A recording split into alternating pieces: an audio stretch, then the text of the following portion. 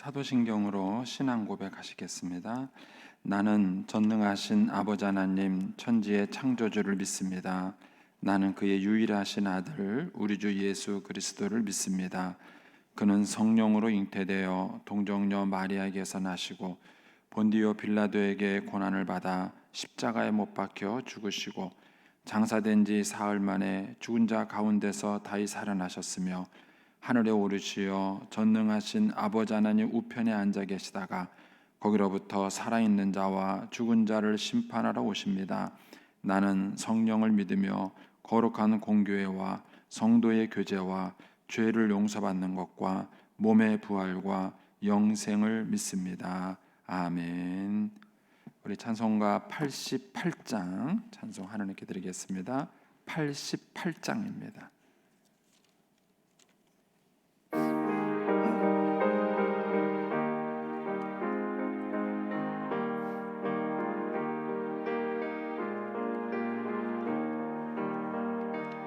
내 진정 사모하는 친구가 되시는 구주 예수님은 아름다워라. 산 밑에 백합하여 빛나는 새벽별 주님 영원할 길 아주 없도다. 내 맘이 아플 적에 근위로 되시며 나 외로울 때 좋은 친구라. 주는 저 산 밑에 백합 빛나는 새벽별 이 땅 위에 비길 것이 없도다. 내 맘의 모든 염려 이 세상 고락도 주님 항상 같이 하여 주시고 시험을 당할 때에 악마의 계교를 즉시 물리치사 나를 지키네. 온 세상 날 버려도 주 예수 안 버려 끝까지 나를 돌아보시니. 주는 저 산 밑에 백합 빛나는 새벽별 이 땅 위에 비길 것이 없도다. 내 맘을 다하여서 주님을 따르면 길이 길이 나를 사랑하리니. 물불이 두렵지 않고 장검도 겁없네. 주는 높은 산성 내 방패시라. 내 영혼 먹이시는 그 은혜 누리고 나 친히 주를 뵙기 원하네. 주는 저 산 밑에 백합 빛나는 새벽별 이 땅 위에 비길 것이 없도다.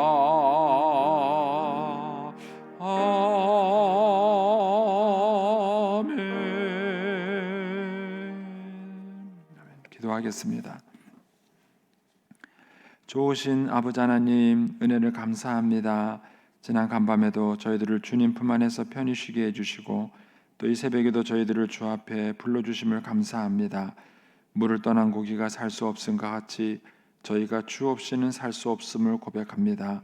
이 새벽에도 말씀과 기도 가운데 저희들을 만나주시며 주의 성령으로 충만케 하여 주시옵소서. 기도의 영을 부어주셔서 마땅히 간구할 것들로 기도할 수 있게 하여 주옵소서. 주님께 1,000번째 예물과 또 선교 11조 예물을 올려드립니다. 하느님 아버지 믿음으로 순종으로 감사로 드리는 예물을 주님께서 기뻐 받으시며 약속하신 하늘의 복과 땅의 복으로 충만하게 채워 주옵소서. 주의 은혜로 종의 가정들을 형통케 해주시며 그 자녀들을 축복하여 주시옵소서. 예수님의 이름으로 축복하며 기도하옵나이다. 아멘. 오늘 아침 말씀은 마태복음 21장 1절에서 11절까지 말씀입니다. 마태복음 21장 1절에서 11절까지 말씀입니다.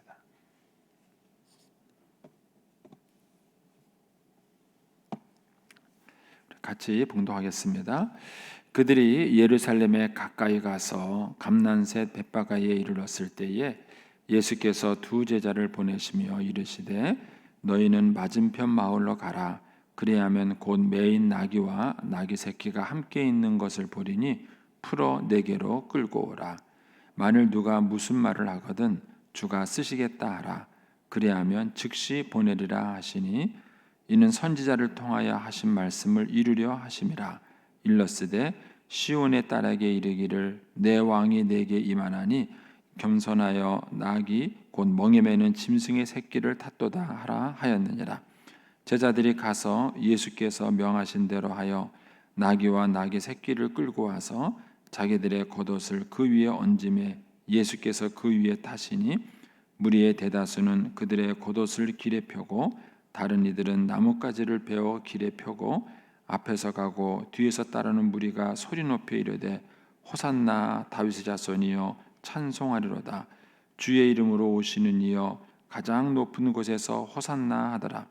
예수께서 예루살렘에 들어가시니 온 성이 소동하여 이르되 이는 누구냐 하거늘 무리가 이르되 갈릴리 나사렛에서 나온 선지자 예수라 하니라. 아멘.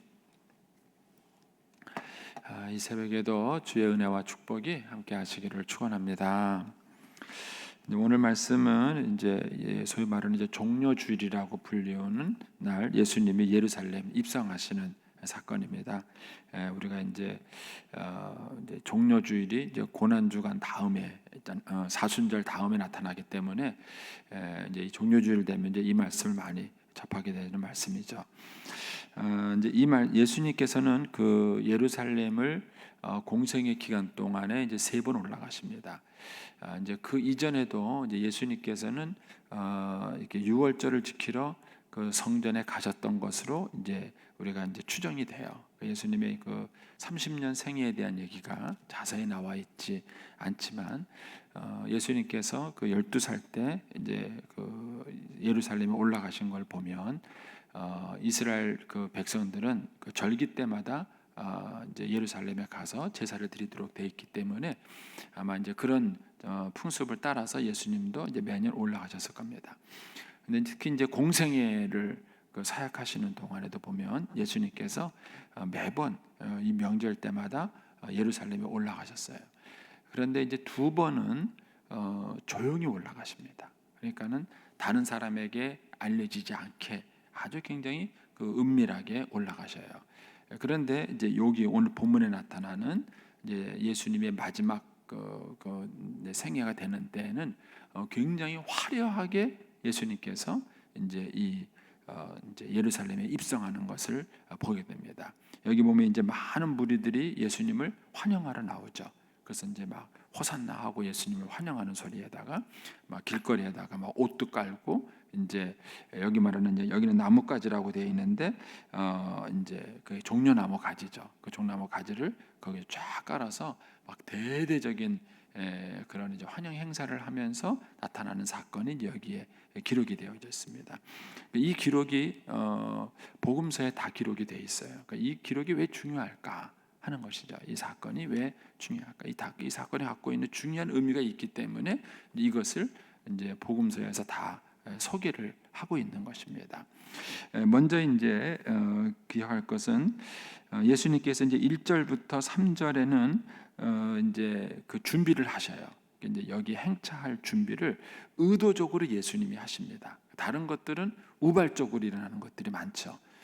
사람들이 막 예수님을 이렇게 몰려온다든지 막 이래가지고 예수님이 의도하지 않게 일어난 어떤 일들이라면 여기는 예수님께서 의도하신 거예요. 1절에 보면은 예수님이 두 제자에게 보내면서 이렇게 준비하라 이렇게 하는 얘기가 나오죠.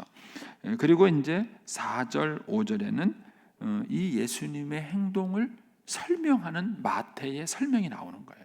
마태가 이제 이 1, 2, 3절에 예수님이 왜 이런 행동을 하셨느냐 하는 것에 대한 설명이 4절, 5절에 나옵니다. 그리고 난 다음에 이제 6절부터 11절에는 이제 그런 그 준비된 5절까지가 준비된 거라면 그 준비된 일이 실제 이제 드러나는 그런 모습들을 이제 거기에 소개를 하고 있습니다. 근데 예수님께서 왜 이렇게 하셨느냐는 것은 4절에 보시면 이는 선지자를 통하여 하신 말씀을 이루려 하심이라 이렇게 말씀하십니다. 이것이 예수님의 생애의 굉장히 중요한 특징이었어요.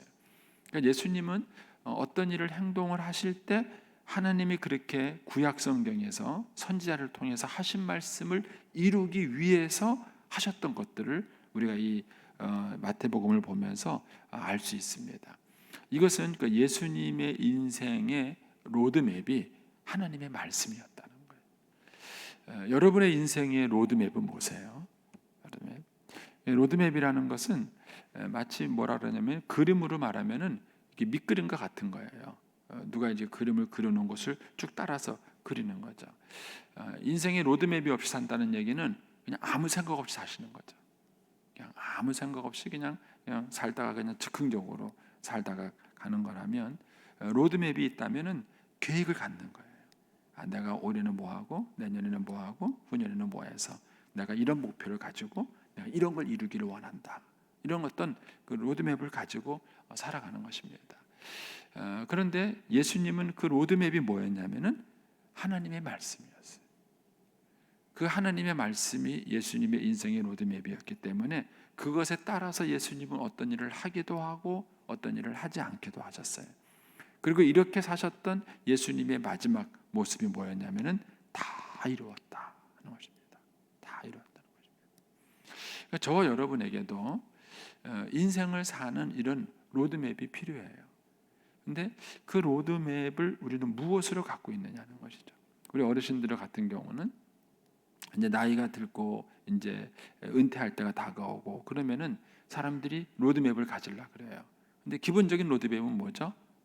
일단 건강이고 그 다음에 돈을 준비하는 거예요. 그러니까 나이가 들어가면 아프면 안 된다. 그러니까 이제 건강에 대한 로드맵을 갖는 거죠. 그래서 이제 운동도 해야 되겠고 뭐 해야 되겠고 뭐 이제 이렇게 얘기하죠. 그 다음에 뭐예요? 돈이 있어야 될 거 아니에요, 돈이요. 그러니까 이제 뭐 연금을 들고 적금을 들고 뭐 보험을 들고 막 이렇게 말하면서 그런 이제 뭔가를 이렇게 준비하는 걸 하는 거죠. 이제 그런 것들이 로드맵이에요.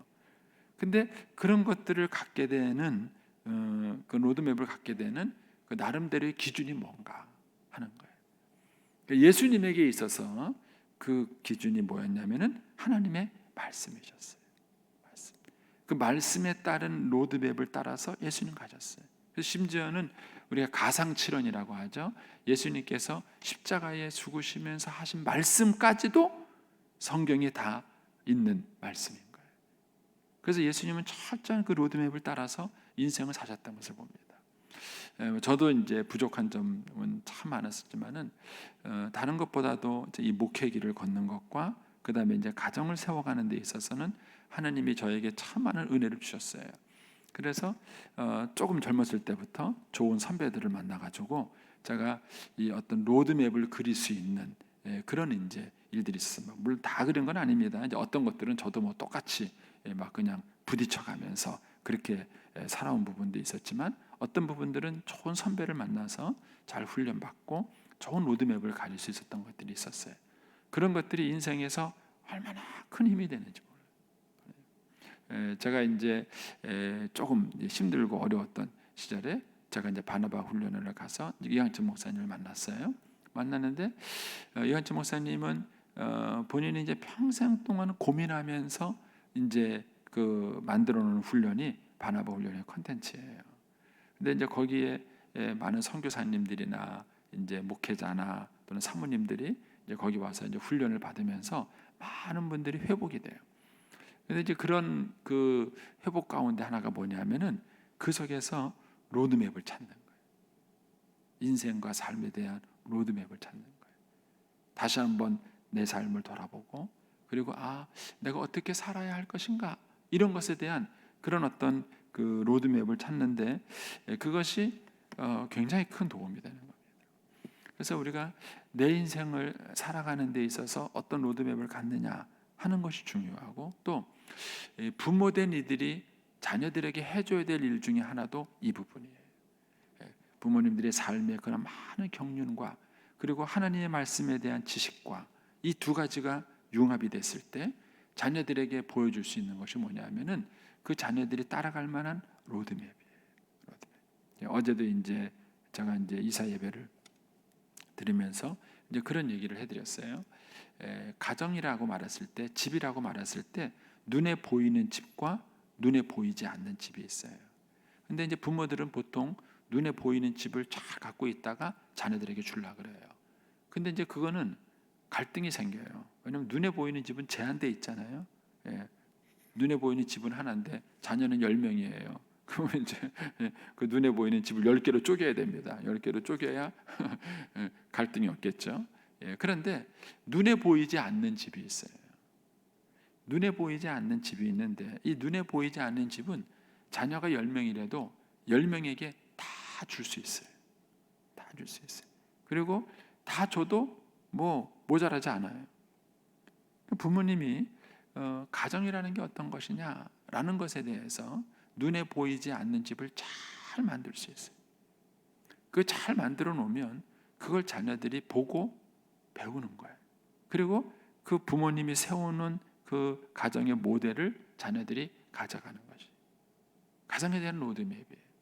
이런 로드맵을 가지고 있는 것과 그렇지 않은 것에는 엄청난 차이가 있어요. 운동선수로 말한다면은 코치와 감독을 어떻게 만나냐는 거예요. 감독은 그 선수의 큰 그림을 그려줘요. 박지정 선수 같은 경우는 그 누구죠? 감독 이름 생각도 안 난다. 그 외국인 감독 있잖아요. 그 사람을 만난 것이 그 박지정 선수한테는 인생의 정말 큰 자랑인 거예요. 그 감독을 만나가지고 자기 인생의 로드맵을 가질 수 있었던 거예요. 큰 로드맵을 가졌던 거예요. 그리고 좀 더 세부적인 로드맵은 코치가 해주는 거예요. 그 선수를 연구하고 분석하고 그래서 그 선수가 가지고 있는 장점이 뭔지 단점이 뭔지 그리고 그것을 어떻게 보완할 것인지 그걸 코치들이 다 기술적 연구를 해요.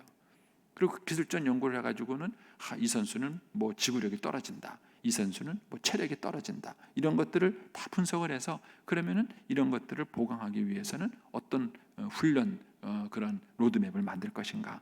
이 훈련 로드맵을 착 만드는 거예요. 그리고 그런 좋은 로드맵을 가질수록 선수가 거기에 대해서 정말 훈련을 잘하는 거죠. 그리고 결국은 그런 과정을 거치면서 그 선수가 아주 훌륭한 선수로 만들어져 가는 것이죠. 그래서 이런 면에서 우리가 인생의 어떤 로드맵을 가지고 있는가.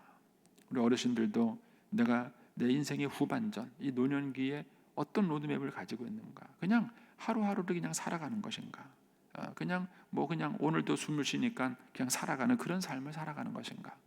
아니면 하나님께서 나에게 주신 어떤 분명한 그런 로드맵을 가지고 내가 그런 하루하루의 삶을 살아가는 것인가 하는 거예요. 예수님에게 있어서 그 로드맵은 뭐였냐면은 하나님의 말씀이었어요. 그리고 이 말씀을 가지고 분명한 자기 삶의 목표와 방향을 가지고 예수님께서 한 걸음씩 한 걸음씩 가신 거예요. 자, 오늘 말씀도 보면 예수님이 그걸 잘 실천한 걸 보시죠. 먼저 이제 5절에 보면 시온의 딸에 이르기를 내 왕이 내게 임하나니 그는 겸손하여 낙이 곧 멍에 매는 짐승의 새끼를 탔도다.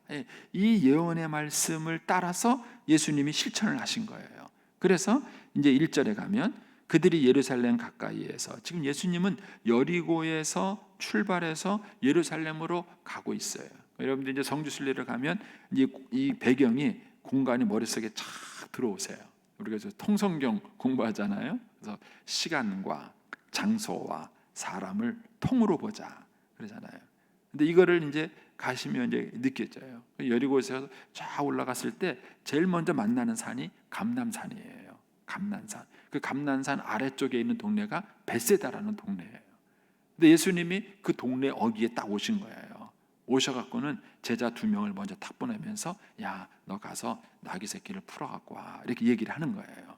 그 장면이 지금 있는 것입니다. 그러면서 2절에 이르시되 너희는 맞은편 마을로 가라. 그리하면 매어 있는 나귀와 나귀 새끼가 있는 것을 볼 거다. 자, 그러면 그걸 끌고 와라. 왜 예수님이 이 일을 하셨는가? 그게 5절 때문인 거죠. 예수님이 왜 이렇게 하셨는가? 그거는 그 하나님의 말씀에 대한 그 로드맵을 따라서 예수님이 그렇게 하신 거예요. 그래서 우리가 그런 질문들을 우리 자신에게 해보면 좋아요. 나는 왜 이렇게 하는가? 나는 왜 이런 상동을 하는가? 그리고 그것에 대해서 자기가 성경적 이유를 찾을 수 있다면 우리가 좋은 로드맵을 갖게 되는 것이죠. 자, 근데 그러면서 이제 예수님이 나귀와 나귀 새끼를 갖고 오라 그렇게 말씀하십니다. 자, 그러면 왜 예수님은 나귀와 나귀 새끼를 탔을까? 그리고 하나님은 왜 예수님에게 이런 나귀와 나귀 새끼를 타고 예루살렘에 입성하는 이 일을 예언하셨을까 하는 거예요. 이제 그게 거기에 이제 5절을 다시 한번 보시는 겁니다. 그거 보면은 시온의 딸에게 이기를 내 왕이 내게 임하나니 그는 겸손하여 나귀 곧 멍에 매는 짐승의 새끼를 탔다. 그러니까 나귀를 탄 이유가 뭐냐? 그거는 멍에 매는 짐승이기 때문에 그런 거예요. 그러니까는 나귀를 탔다는 말을 이제 목사님들이 여러 가지로 설명하는데 가능하면 성경적 근거를 찾는 게 좋아요. 그러니까는 예수님이 나귀를 탄 이유가 뭐냐? 멍에 매는 짐승이에요. 그래서 예수님은 수고하고 무거운 짐을 우리 대신 지신 분이에요. 그리고 예수님께서 십자가에 가시는 것은 우리의 죄악을 지고 가시는 분이신 거예요. 이런 어떤 상징적 의미를 보여준 거예요. 이거를 뭐라 그러냐면 퍼포먼스라 그러죠. 그러니까는 예수님의 어떤 그런 삶의 그런 모습들을 이 퍼포먼스를 통해서 이게 확 보여준 거예요. 사람들한테 확 이렇게 보여준 거예요. 그러니까 예수님이 예루살렘에 입성하면서 보여주고 싶었던 것들이 이거예요. 그런데 거기 뭐냐면은 5절에 뭐라고 말하냐면은 시온의 딸에게 이기를 내 왕이 내게 임하나니 이렇게 말을 해요. 여기서 말하는 왕은요, 이 이사야와 스가랴가 예언한 말씀인데 이 당시의 왕이 뭐냐? 바로 아수르라는 거대한 제국이에요.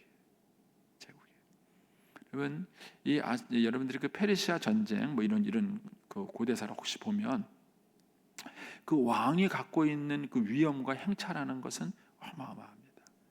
그래서 어느 나라든지 그 왕이 행차할 때는요 굉장히 화려한 퍼포먼스를 해요. 화려한 퍼포먼스. 우리나라도 뭐 외국에 있는 원수, 국가 원수가 우리나라 방문을 한다. 그럼 어떻게 하죠? 굉장히 퍼포먼스를 합니다. 퍼포먼스를 해서 그 사람이 갖고 있는 그 권력이나 힘이나 이런 것들이 얼마나 큰가를 보여주는 거예요. 사람들이 그 퍼포먼스 앞에 딱 들어가면 주눅 들죠. 주눅이 막 이런 거예요.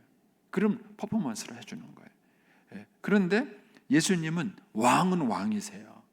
왕은 왕인데 어떤 왕인가? 낙이 타는 왕이에요.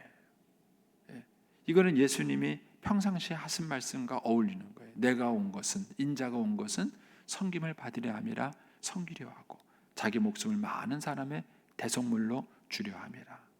예수님의 인생 자체가 죄인들의 죄를 대속하기 위해서 섬기러 오신 거예요. 그러니까 예수님은 왕은 왕인데 제국적 왕이 아니에요. 제국적 왕은 지배하고 통치하고 억압하는 거예요. 그런데 예수님이 보여주신 왕은 어떤 왕이냐? 멍에 매는 왕인 거예요. 멍에 매는 왕이. 그래서 이것을 뭐라 그랬냐면은 겸손하여 나귀의 새끼를 타는 왕인 거예요. 그래서 예수님께서 예루살렘을 입성하면서 들어가셨을 때에 그 예수님이 그 퍼포먼스를 통해서 하나님께서 보여주고 싶었던 것은 뭐냐면은 세상의 제국적인 왕과 그 다음에 하나님 나라의 왕의 모습을 비교하게 만든 거예요. 이 당시에는 로마라는 나라죠. 로마라는 나라 여러분 그 혹시 이제 거기 관련된 영화 이렇게 보시면 보겠지만은 로마는 그 장군들이 외국에 나가서 전쟁에서 승리하고 돌아오면은요 어마어마한 퍼포먼스를 해줍니다. 그 군인들을요 굉장히 열렬히 활용해줘요. 이제 그 중에 하나가 이제 금색 말을 흰색 말에다가 금색 마차를 타고 거의 입장하게 만드는 거죠. 그리고 그 뒤에다가는 그 전리품들이 쫙 따라오도록 해주는 그런 어마어마한 퍼포먼스를 해줘요. 어마어마한 퍼포먼스를 해줍니다. 근데 그런 이제 퍼포먼스를 통해서 자신들의 힘과 능력을 과시하는 거죠. 근데 예수님은 어떤 퍼포먼스를 했느냐면은 낙이 타는 왕의 모습을 퍼포먼스하는 거예요. 그래서 겸손하여 우리의 멍에를 매는 그런 메시아로서의 예수님의 모습을 우리에게 쫙 보여준 것입니다. 근데 이 말씀을 이제 우리가 이제 몇 가지로 이제 묵상을 해볼 수 있어요. 처음에는 그런 것입니다. 저도 이제 이 부분 때문에 고민을 참 많이 하는데 우리는 삶을 살아가면서 일종의 퍼포먼스를 하는 거예요. 어떤 퍼포먼스를 보는 건가 하는 것입니다. 자녀들은 부모를 보면서 부모에게 어떤 퍼포먼스를 보는 건가 하는 거예요. 저는 이제 어린 시절에 이제 외갓집에 놀러 가가지고 이렇게 돌았던 어른, 그 어른들에 대한 제 기억은 일단은 무서워요. 옛날 그 어른들, 저는 할아버지 보시면요, 그 옛날 어른들에 대한 퍼포먼스예요. 굉장히 무서워요. 근데 저는 또 이제 개인적으로 그 이제 외할아버지가 무서우면서도 좋았어요. 할아버지가 저를 되게 이뻐하셨거든요. 굉장히 이뻐하셔가지고 저를 이렇게 잘 불러내서 저는 화투를 우리 할아버지한테 배웠습니다. 할아버지 손자 앉혀놓고 화투를 쫙 펼쳐놓으시고 지금 생각해 보면은 이제 할아버지가 이제 외롭고 심심하셨던 것 같아요. 제일 만만한 게 이제 손자니까 불러놓고 이제 이렇게 하셔서 그래서 할아버지가 했던 게 눈썹 뽑기. 지금도 기억이 나요. 눈썹 뽑기 화투에서 치면서. 근데 뭐 그 꼬맹이가 뭘 알겠어요. 어쨌든 할아버지가 져주기도 하고 막 이제 그렇게 하시면서 이제 어떤 사탕도 얻어먹고 막 이제 그랬다는 이제 기억이 있습니다. 근데 그런 것들이 일종의 자녀들에게 기억에 남는 퍼포먼스예요. 퍼포먼스. 그러니까 이제 우리 어른들이 자녀들 세대에 어떤 퍼포먼스를 해줄까 하는 거예요. 근데 제일 좋은 퍼포먼스는 뭐냐면은 성경적 퍼포먼스예요. 성경적 퍼포먼스입니다. 만약에 우리의 자녀들이 부모 세대를 기억하고 할머니 할아버지 세대를 기억하면서 만일 그 아이들이 성경을 떠올릴 수 있고 하나님을 떠올릴 수 있고 예수님을 떠올릴 수 있다면 그렇다면은 그것이 자녀들에게 정말 좋은 유산을 물려주는 것입니다. 그러니까 부모가 자녀들에게 어떤 삶의 퍼포먼스를 보여주는가. 그러니까 예수님이 이 예루살렘에 입성하면서 올라가셨던 이 장면은 굉장히 제자들에게도 인상적으로 남은 거예요. 엄청난 사건이죠. 이게 뭐 이 많은 무리들이 막 호산나 호산나 하면서 그냥 막 엄청난 이 사건을 벌인 거예요. 근데 이제 이 사건 속에서 제자들의 시간이 지나면서 자꾸 그들에게 떠오르는 것은 뭐냐면은 낙이 타신 예수님이에요. 낙이 타신 예수님. 이런 낙이 타신 예수님의 모습을 보면서 그들이 느끼는 제자들의 마음속에 갖고 있는 하나님 나라의 왕에 대한 모습인 것이죠. 이것이 우리가 자녀들에게 보여줄 삶의 퍼포먼스인 것입니다. 그래서 부모들이 자녀들에게 여러 가지 많은 말을 할 수도 있지만 어떤 순간과 사건들이 왔을 때에 어떤 퍼포먼스를 보여주는가. 저는 이제 지금도 조금 가슴 아픈 거는요. 이제 명절이 되면은 저희 아이들이 이제 저희 집에도 가고 이제 외갓집에도 가죠. 저한테는 처갓집이죠. 처갓집에도 이렇게 가요. 그러면은 가서 보는 게 달라요.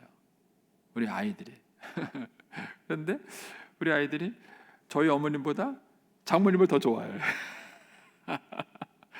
보여주는 퍼포먼스가 다르기 때문에 그런 거예요. 저희 장모님은 이제 저는 이제 중간에 좀 속상하죠. 저는 중간에 좀 속상한 맛이 있는 거예요. 어떤 퍼포먼스를 보여주는가? 한 번은 이제 저희 어머니하고 싸운 게 뭐였냐면은 저는 이제 아들이 하나잖아요. 그러니까 며느리도 하나인 거죠. 그러니까 명절 되면 일할 사람도 한 사람이에요. 그러니까 이제 제가 이제 그 밀양에서 그 먼 거리를 이렇게 가서 그 당시에는 뭐 이제 그 도로도 그렇게 썩 좋지 않았으니까 한번 올라가면 뭐 6시간씩 막 걸려요. 근데 그렇게 해서 이제 올라오면은 이제 명절 전날 어떻게 올라오면 이제 그날 또 이제 장 봐가지고 하루 종일 일을 해야 돼요. 아내가 음식을 다 준비해. 그리고 이제 그 다음 날 되면은요, 저는 가만히 앉아 있고 아내가 다 차려준 걸 먹어야 돼요. 그리고 또 끝나고 나면은 또 아내가 그걸 치워야 돼요. 그게 이제 미안하더라고요, 되게요.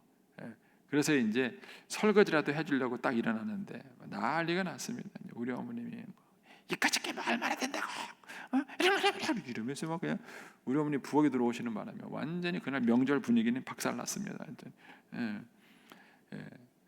저는 이제 그것을 우리 애들이 기억을 해요. 저도 이렇게 기억을 하고요.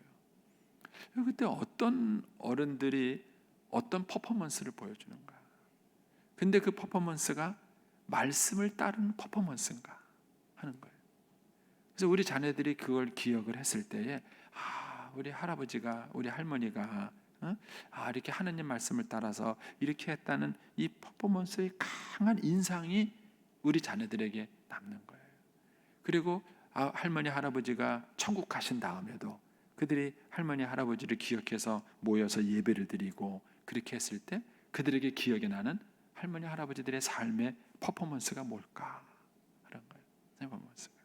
이것에 대해서 예수님은 이거를 보여주신 거예요. 하는 예수님은 이 땅에 오신 왕이세요. 근데 어떤 왕인가? 멍에 매는 왕이시라는 거예요. 겸손한 왕이라는 거예요. 그 당시에 제국이 보여주는 왕의 모습하고는 전혀 다른 그런 왕의 모습을 예수님이 보여주신 것입니다. 그리고 이제 6절 이하에 그런 것들이 이제 실제 이루어지는 사건들이 거기에 쭉 오는 것이지요. 그래서 이제 이런 면에서 한번 이제 본문 말씀을 한번 묵상을 해보시고, 우리도 우리의 삶의 로드맵이 뭔가, 나는 어떤 그런 로드맵을 가지고 내 인생과 삶을 살아가면서 나 자신을 훈련시키고 있는가 하는 걸 한번 비춰볼 수 있고, 또 내가 우리의 자녀들에게 내가 천국 가고 난 다음에 우리 자녀들은 내 삶의 어떤 퍼포먼스를 기억하면서 그들이 우리를 기억하고 따라올까 하는 것도 한번 여러분들이 오늘 이 말씀에 한번 비춰서 묵상을 한번 해보시기 바랍니다. 자, 기도하겠습니다. 오늘은 6일